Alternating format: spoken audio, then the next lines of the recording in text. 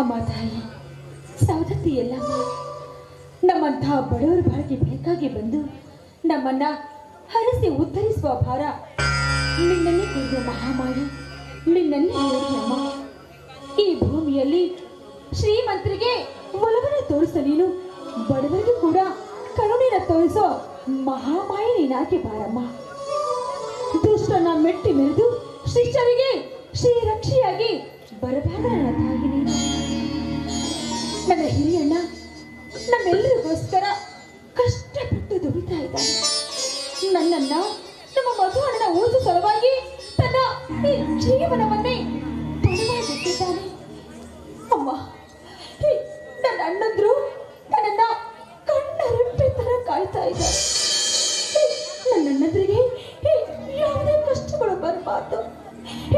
ಈ ನನ್ನ ಮನೆ ಸದಾ ಕಾಲ ಸುಂದರ ನಂದರ ವರವಾಗಿ ಹೀಗೆ ನಗುನಗುತ್ತಾ ಇರಬೇಕು ತಾಯಿ. ಈ ಮನೆಗೆ ಯಾವ ಕೆಟ್ಟ ದೃಷ್ಟಿಯು ತಾಗದಂತೆ ಸದಾ ಕಾಲ ನಮ್ಮನ್ನ ನಗುನಗುತ್ತಾ ಇಡು ಅಂತ ನಿನ್ನ ಹತ್ರ ವರವನ್ನ ಕೇಳ್ತಾ ಇದ್ದೀನಮ್ಮ.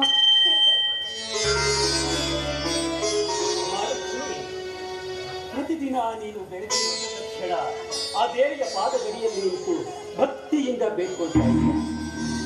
ನಿನ್ನ ಅಣ್ಣಂದಿರ ಸಲುವಾಗಿಯೇ ನೀನು ಪ್ರತಿದಿನ ಬೇಡ್ಕೊಳ್ತಾ ಇದೆಯಲ್ಲಮ್ಮ. ನಿನ್ನ ಬಗ್ಗೆ ಒಂದು ದಿವಸ ನೀನು ಬೇಡ್ಕೊಳ್ತಾ ಇಲ್ಲ. ನಿನ್ನಂತ ತಂಗಿ ಹುಟ್ಟಿದ್ದು ನಮ್ಮ ಭಾಗ್ಯವಮ್ಮ, ನಮ್ಮ ಭಾಗ್ಯ. 7 ಜನ್ಮದಲ್ಲೂ ನೀನೇ ನನ್ನ ತಂಗಿಯಾಗಿ ಬರಬೇಕು ಅಂತ ನನ್ನ ಆಸೆ ಅಲ್ವಾ, ನನ್ನ ಅಂದ ಹಾಗೆ ನೀ ಪ್ರತಿದಿನ ಕೇಳ್ತಾ ಇದೆಯಲ್ಲ, ಆ ತಾಯಿನಿಂದ ಒಂದೊಂದು ಹಿಡಿದಳೇನಮ್ಮ. ಹೇಳ್ತೀರಿ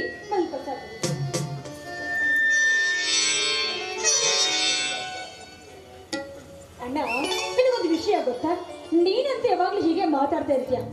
ಒಂದು ಮಾತಂದ್ರೆ ಆ ತಾಯಿ ಹತ್ರ ನಂಬಿಕೆ ಇಟ್ಟು ಯಾರು ಕರುಣೆಯಿಂದ ಸರಗೊಟ್ಟಿ ಬೇಡಿಕೊಳ್ತಾರೋ ಅಂಥವ್ರಿಗೆ ಆ ತಾಯಿ ಬೇಡ್ಕೊಂಡ್ರೆ ಎಂದೂ ಕೂಡ ವರವನಿರ್ತಾಳೆ. ಅಣ್ಣ, ನಂಬಿಕೆ ಇಟ್ಟವರಿಗೆ ಎಂದೆಂದಿಗೂ ಯಾವುದೇ ಕಾಲಕ್ಕೂ ಕಷ್ಟ ಬರೋ ಮಾತೇ ಇಲ್ಲಣ್ಣ. ಸತ್ಯ, ಸತ್ಯದಿಂದ ನಡೆದವನಿಗೆ ಎಂದಿಗೂ ಸೋಲೇ ಇಲ್ಲ. ಅಣ್ಣ ತಂಗಿ, ಇದೇನಮ್ಮ ಅಣ್ಣನೊಂದಿಗೆ ಆ ದೇವರಲ್ಲಿ ಏನೆಂದು ಪ್ರಾರ್ಥಿಸಿಕೊಳ್ಳುತ್ತಿರುವೆ? ಇನ್ನೇನನ್ನ ಕೇಳಿಕೊಳ್ಳಿ. ಮನೆಗೆ ಹಿರಿಯಣ್ಣನಾದ ನಮ್ಮ ಅಣ್ಣನಿಗೆ ಒಂದು ಸುಂದರವಾದ ಹುಡುಗಿ ಸಿಕ್ಕು ಅವ್ರ ಈ ಮನೆಯಲ್ಲಿ ನಗನಗತ ಸುಖವಾಗಿ ಬಾಳಿ ಬೆಳೆಸಬೇಕು ಅಂತ ತಂಗಿ, ನನಗೇನಮ್ಮ ಕೊರತೆಯಾಗಿದೆ? ಬಂಗಾರದ ಗುಣವನ್ನು ಹೊಂದಿರುವ ನಿನ್ನಂತಹ ತಂಗಿ ನನ್ನ 2 ಕಣ್ಣುಗಳಂತೆ ಹೆಗಲಿಗೆ ಹೆಗಲು ಕೊಟ್ಟು ದುಡಿಯುವ ತಮ್ಮ ರಣಧೀರ, ಆಕಾಶ ಮಂಡಲದಲ್ಲಿ ಧ್ರುವ ನಕ್ಷತ್ರದಂತೆ ಮಿನುಗುವ ಇನ್ನೊಬ್ಬ ತಮ್ಮ ಮಧು ಇರುವಾಗ ನನ್ನ ಸುಖಕ್ಕಾವ ಪ್ರಿಯಮ್ಮ. ನೀನೊಬ್ಬ ದೇವಮಾನವನನ್ನ ದೇವಮಾನವ. ನಿನ್ನಂತ ಅಣ್ಣನನ್ನು ಪಡೆದ ನಾವೇ ಪುಣ್ಯವಂತರಲ್ಲ, ಪುಣ್ಯವಂತರು. ಚಿಕ್ಕಂದಿನಿಂದ ಬಡತನದಲ್ಲಿ ಹುಟ್ಟಿ ಬೆಂದು ಬೆಳೆದ ನಮಗೆ ತಂದೆಯಾಗಿ ತಾಯಿಯಾಗಿ ನೀನೇ ನಮ್ಮದ ಪ್ರೀತಿಯಿಂದ ಸಾಕುತ್ತಲಿದೀಯ. 7 ಜನ್ಮದಲ್ಲೂ ನಿನ್ನ ಋಣ ತೀರ್ಸೋಕೆ ಆಗೋದಿಲ್ಲಣ್ಣ. ನೀನೊಬ್ಬ ದೇವಮಾನವಣ್ಣ, ನೀನೊಬ್ಬ ದೇವಮಾನವ. ಅರೆ ಅಣ್ಣ, ಅಲ್ಲಿ ನೋಡು, ನೆನೆಸೋ ಅಷ್ಟರಲ್ಲಿ ಮಧು ಅಣ್ಣ ಹೂವಿನ ಹಾರ ಹಿಡಿದು ಈ ಕಡೆ ಬರ್ತಾ ಇದ್ದಾರೆ. ಆಶೀರ್ವಾದ ಮಾಡೋಣ. ಮಧು, ಚೆನ್ನಾಗಿ ಓದಿ ಉತ್ತಮ ನೌಕರಿ ಪಡೆದು ಭಾರತ ಮಾತೆಯ ಸೇವೆ ಮಾಡುತ್ತಾ ಸುಖವಾಗಿರಮ್ಮ, ಸುಖವಾಗಿರು. ಅಣ್ಣ, ನಿಮಗೊಂದು ಸಿಹಿ ಸುದ್ದಿ. ಪ್ರತಿ ವರ್ಷದಂತೆ ಈ ವರ್ಷವೂ ಸಹ ನೀವು ಈ ತಾಲೂಕಿನ ಮಾದರಿ ರೈತರಾಗಿ ಪ್ರಶಸ್ತಿಯನ್ನ ಪಡೆದಿರುವೆ. ಅದಕ್ಕಾಗಿ ಈ ಹೂವಿನ ಹಾರ ನಿಮ್ಮ ಕೊರಳಿಗೆ. ಮತ್ತು ನಾನು ಪ್ರಶಸ್ತಿಗಾಗಿ ದುಡಿದಿಲ್ಲವಪ್ಪ. ಭೂಮಿ ತಾಯಿಯ ಮೇಲೆ ಶ್ರದ್ಧೆಯಿಂದ ಕೆಲಸ ಬಿಟ್ಟು ದುಡಿದರೆ ಪ್ರಶಸ್ತಿ ತನ್ನಿಂದ ತಾನಾಗಿಯೇ ಬರುತ್ತದೆ. ಅಣ್ಣ, ನಿನ್ನ ಮಾತಿನಲ್ಲಿ ಸತ್ಯವಿದೆಯಣ್ಣ, ಸತ್ಯವಿದೆ. ದುಡಿಮೆಯೇ ದುಡ್ಡಿನ ತಾಯಿ ಎಂಬಂತೆ ದುಡಿದದಕ್ಕೆ ತಕ್ಕ ಫಲ ಸಿಗುತ್ತದೆ ಎನ್ನುವುದಕ್ಕೆ ನೀನೇ ಮಾದರಿ ಅಲ್ಲ, ನೀನೇ ಮಾದರಿ. ನಿನ್ನಂತ ಅಣ್ಣ ಅನ್ಕೊಳ್ಳಿಕ್ಕೆ ಹೆಮ್ಮೆ ಆಗುತ್ತೆ ಅಣ್ಣ, ಹೆಮ್ಮೆ ಆಗುತ್ತೆ. ಹೌದೌದು, ಈ ತ್ರಿಮೂರ್ತಿ ಅಣ್ಣನ ಮನೆ ಸೇರ್ಬೇಕಾದ್ರೆ ಟೈಮ್ ಇಷ್ಟೊತ್ತಾಯ್ತು. ಇನ್ನು ಈ ಊರಲ್ಲಿ ಸುಂದರವಾದ 3 ಅತ್ತಿಗೆ ನಮ್ಮ ಅಣ್ಣನ ಜೊತೆ ಆಗ್ಬಿಟ್ರು ಅಂದ್ರೆ ಈ ತಂಗಿನ ಮರ್ತೇ ಬಿಡ್ತಾರೆ. ಗೊತ್ತಾಯ್ತು, ಗೊತ್ತಾಯ್ತು. ಈ ಅಣ್ಣನ ಮದುವೆ ಆದರೆ ನಿನ್ನನ್ನು ಮರೀತೇವೆ. ಎಂದಿಗೂ ಸಾಧ್ಯವಿಲ್ಲಮ್ಮ, ಎಂದಿಗೂ ಸಾಧ್ಯವಿಲ್ಲ. ನನ್ನ 2 ಕಣ್ಣುಗಳಿದ್ದಾಗೆ ನೀನು. ನಿನ್ನನ್ನು ಮರೆಯುವ ಸಮಯ ಬಂದ್ರಿ ನನ್ನ ಪ್ರಾಣ ಬೇಕಾದ್ರೂ ಕೊಡ್ತೀನಮ್ಮ, ಪ್ರಾಣ ಕೊಡ್ತೀನಿ. ಆದರೆ ನಿನ್ನನ್ನು ಮಾತ್ರ ಮರೆಯೋ ಸಾಧ್ಯವಿಲ್ಲಮ್ಮ, ಎಂದಿಗೂ ಮರೆಯೋದಿಲ್ಲ. ತಮಾಷೆಗೂ ಇಂತ ಮಾತನಾಡಬೇಡಮ್ಮ. ಇಲ್ಲ ಅಣ್ಣ, ಹೀಗೆ ತಮಾಷೆ ಮಾಡಿದೆ. ಈ ನನ್ನ ಅಣ್ಣಂದ್ರ ಅಂದ್ರೆ ಸುಮ್ನೆನಾ? ಈ ಊರಿಗೆ ನನ್ನಂತ ಅಣ್ಣಂದ್ರು ಹಿಂದೆ ಹುಟ್ಟಿಲ್ಲ, ಮುಂದೆ ಹುಟ್ಟ ಮಾತೇ ಇಲ್ಲ. ಅಣ್ಣ, ಹೊಟ್ಟೆ ತುಂಬಾ ಹಸಿವಾಗ್ತಿದೆ. ಎಲ್ರೂ ಸೇರಿ ಒಟ್ಟಿಗೆ ಊಟ ಮಾಡೋಣವಾ? ತಂಗಿ, ಆ ನೀಚ ಅಗ್ನಿ ಮನೆಗೆ ಅಣ್ಣ ತಡವಾಗಿ ಹೋದ್ರೆ ಚಾಟಿಯಿಂದ ಹೊಡಿತಾನೆ. ಮೊದಲವನಿಗೆ ಉಳಿದ ತಟ್ಟೆ ಕೊಡು, ಊಟ ಮಾಡ್ಕೊಂಡು ಹೋಗ್ಲಿ. ಊಟ ಇಲ್ಲ ಆಮೇಲೆ. ಮೊದಲು ಹಾಡು ಎಷ್ಟು ದಿವಸ ಆಯ್ತು? ಎಲ್ರೂ ಒಟ್ಟಿಗೆ ಹಾಡಿ ಕುಡಿಯೋಣ, ನಂತರ ಊಟ. ಏನಂತೀಯ ಅಣ್ಣ? ಸರಿ ಅಣ್ಣ, ಅಣ್ಣ ಅಂದ್ರೆ ಹೀಗಿರ್ಬೇಕು.